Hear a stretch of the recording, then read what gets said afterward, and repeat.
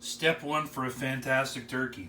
In a bowl, mix soft butter, parsley, salt and pepper, 3 cloves of garlic, the zest of 2 lemons and their juices, and some good olive oil. Salt, pepper. Mix it all up. Get it nice and soft. Mix it in. Second step. Dry your bird. Stuff it with 2 half onions and those lemons that you use the zest of. Lift the skin gently. Get the butter. Make balls. Smush it all underneath the skin of the turkey. That's that delicious, buttery, citrusy, smelling, wonderful compound. This is going to help your breast meat stay extremely tender. That's step one. Next step, take the remainder or most of the butter, rub it all over. It doesn't look like it. Rub it all over. Get this nice and shinied up with butter, and then cover with olive oil. Give it a nice drizzle of olive oil so the butter doesn't burn. Put it in the oven on high for 450 for 15 minutes just to get it crisped up. Next step, after 15 minutes and 450, just to get a little bit of a brown and a crisp all the skin, you're going to rebase with more of that wonderful butter, a little bit of olive oil, and then you're going to cover it with some good smoky, salty bacon. This is also going to help protect not only protect the skin or keeping the meat tender, but more importantly, I'm already starting to think about what my gravy. This is going to be used in the gravy. It's going to provide excellent flavor. Throw a little bit of bacon extra there. Throw the neck, the giblets, throw everything in the bottom of the pan, because all those drippings are going to make a spectacular gravy. Now this is ready to go for the long cook.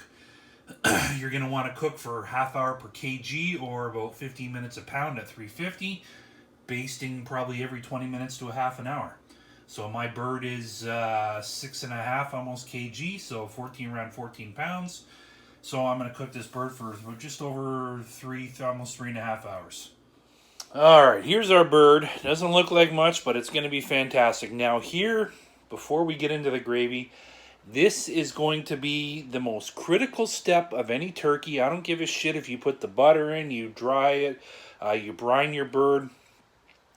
I had the opportunity to spend 30 minutes with Wolfgang Puck's assistant a few years ago. I won this thing through geocaching, 30 minutes in Toronto. Anyways, long story short, me and 3 other people, and we talked about different meals and preparation and everything else, and he told me, and I've done this ever since, and I've heard it from more than one TV chef and professional sous chef, your turkey, when it comes to your bird, rest it. Don't get in there. You don't got to get in there and get going with piping hot. It's going to lose its moisture, and it's going to not have the flavor you want. I guarantee if you rest this bird for as long as you cook it, I know that sounds crazy, but that's what all the professional sous chefs say. I've done it. I've tried it. It makes a world of difference. So next time you're cooking a bird, you cook it for 3 hours, you let it rest for 3 hours, just uncovered. Turkey doesn't have to be piping hot. Your gravy's going to be hot. Your sides are going to be hot. Let your bird rest. But for now, we're going to take this onion and lemon out, this bacon that cooked on top to keep our skin and our turkey moist.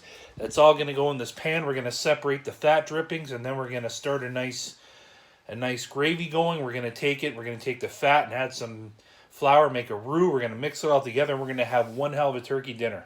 Anyways, guys, I'm Wild Willie. Thanks for watching. Remember, it's not a question if, this shit, it's Van's question of when. So always be prepared, especially when it comes to cooking your turkey.